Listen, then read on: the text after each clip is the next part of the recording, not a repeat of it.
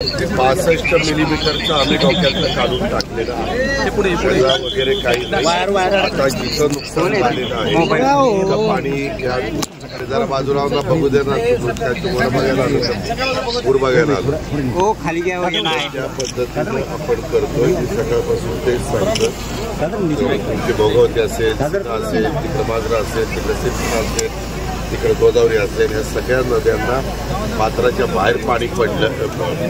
काही काही ठिकाणी पात्र पण काहींची बदलली असं रिपोर्ट आहे, पण जोपर्यंत पाणी खाली जात नाही तोपर्यंत ते आपल्याला नक्की कळू शकत।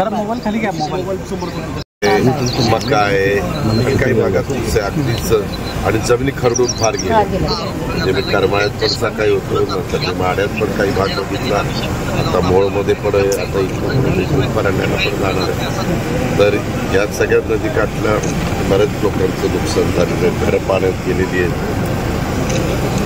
आपण पंचनामे वगैरे करायला सांगितलेले। आता हा पूल